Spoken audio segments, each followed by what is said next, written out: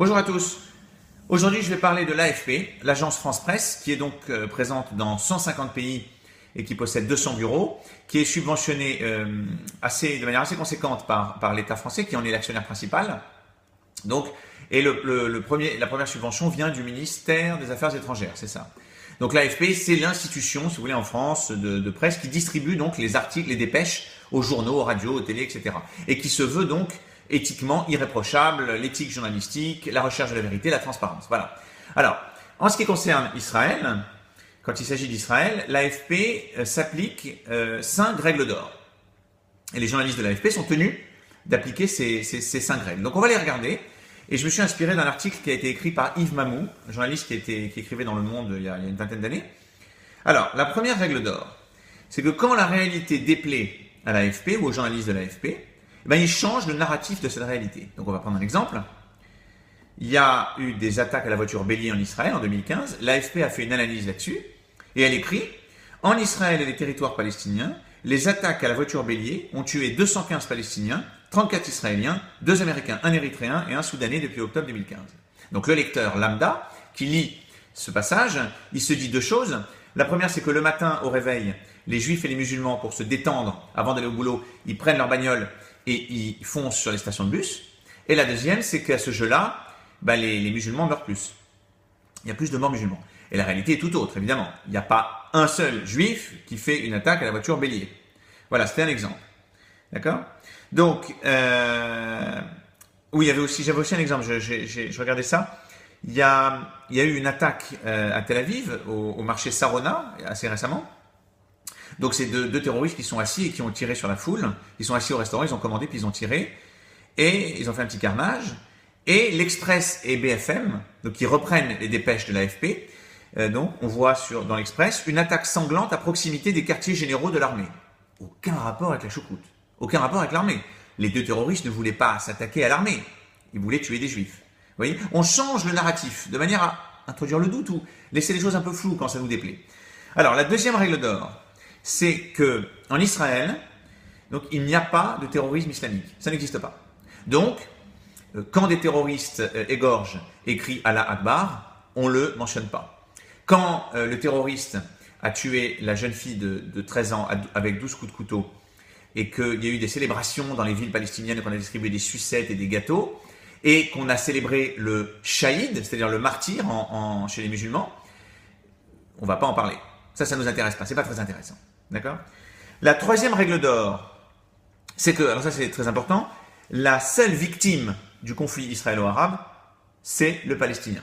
Il n'y en a pas d'autre. Il n'y a pas de victime. D'accord ? Donc en fait, on inverse. Voilà. Par exemple, le journal Le Monde, qui a repris encore une dépêche de l'AFP, c'est intéressant. Après la fusillade de Tel Aviv, dont je parlais, Le Monde écrit. Enfin, après la fusillade, je me suis laissé prendre aussi. Après la fusillade, Israël suspend 83 000 visas pour les Palestiniens. Donc en fait, Le Monde nous explique, vous voyez, même moi je suis tombé dans le panneau, Le Monde nous explique que, il s'agit d'une fusillade. Donc en fait, on pourrait comprendre que c'est 2 gangs qui se partagent un butin, vous voyez, ou le contenu d'un coffre-fort. Et puis ils se sont tirés dessus, puis il y a eu des victimes collatérales. Et l'Israël, qu'est-ce qu'ils font ? Ils suppriment les visas d'entrée des Palestiniens en territoire israélien. C'est dégueulasse, c'est ignoble, c'est inhumain. D'accord ? Alors qu'en fait, c'est tout autre. C'est pas une fusillade. D'accord ? C'est un massacre de masse. C'est-à-dire des gens qui sont venus dans un restaurant, qui ont tué dans la foule pour tuer des juifs. Et évidemment, Israël a peur que d'autres terroristes viennent de ces territoires et qui continuent à canarder, donc ils ferment l'entrée. Voilà, c'est ça qui se passe. Voilà. Donc la seule victime est le Palestinien et on va inverser on inverse la perception du victime et du bourreau. D'accord ? C'est toujours les Palestiniens qui sont les victimes, même quand les morts sont des morts juifs. Voilà. La 4e règle d'or, qui est certainement la plus importante et que j'aurais dû mettre en premier, c'est que le lecteur ne doit jamais oublier qu'il s'agit que Israël occupe les fameux territoires palestiniens. C'est une occupation. Vous l'avez systématiquement dans tous les articles de l'AFP, dans toutes les dépêches qui sont repris par tous les journaux français. D'accord ? Donc, l'AFP se défend en disant, c'est la neutralité. Nous, on informe. Alors, très bien. Si l'AFP était conséquent avec lui-même, on était honnête, d'accord ?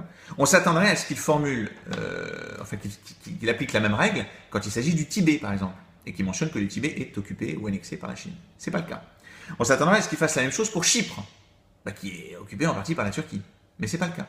En tout cas, on s'attendrait à ce qu'il le fasse pour la Crimée, les amis, puisque la Crimée a été annexée par la Russie, qui appartenait à l'Ukraine.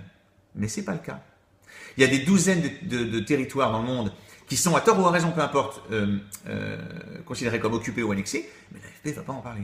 Par contre, quand il s'agit d'Israël, systématiquement, voilà, ça ne s'appelle pas de l'éthique journalistique, ça s'appelle de la malhonnêteté pour moi. En fait, pour l'AFP, si vous voulez, quand les Juifs meurent, ils sont seulement les symboles morts de l'occupation. C'est l'occupation le plus important. Et enfin, la dernière règle d'or, c'est que l'AFP, quand il s'agit des Palestiniens ou des Arabes, ne pratique jamais, n'émet jamais des jugements de valeur. Jamais.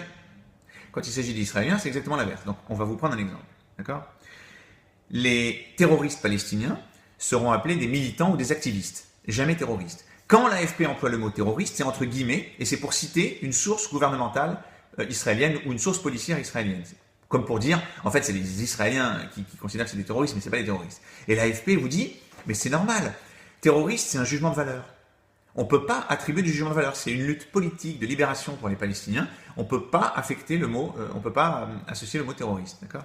Par contre, ce qui est intéressant, c'est que quand il s'agit d'Israël, il n'y a que des jugements de valeur. Mais il n'y a que ça. Le gouvernement Netanyahou est un gouvernement extrémiste. Les habitants des territoires dits palestiniens sont des extrémistes, des radicaux, etc., etc., etc. Les jeunes musulmans qui vont jeter des pierres sur les pèlerins au mur des lamentations sont des activistes, des militants, des jeunes musulmans, etc. Voilà. Donc c'est assez triste, mes amis. En fait, la conclusion, c'est que, déjà la question, c'est pourquoi l'AFP se comporte comme ça et applique ces règles-là pour Israël.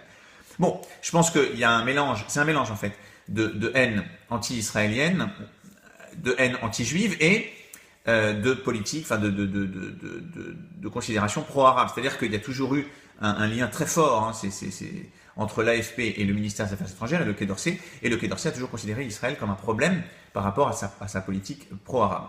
La mauvaise nouvelle, c'est que toutes les agences de presse dans le monde fonctionnent plus ou moins de la même façon. L'AFP, c'est vraiment le top du top. Mais vous prenez Reuters, vous prenez Associated Press ou BBC, c'est exactement pareil. Et donc, on ne peut plus vraiment faire confiance au relais d'information quand il s'agit d'Israël et du conflit israélo-arabe. C'est impossible. Voilà. À moins d'avoir des noms précis, des journalistes précis dont on sait qu'ils sont honnêtes et en tout cas plus ou moins équilibrés. Sinon, c'est à nous-mêmes de nous faire notre propre analyse. Voilà les amis, bonne soirée et je vous retrouve pour une prochaine vidéo. Bye bye.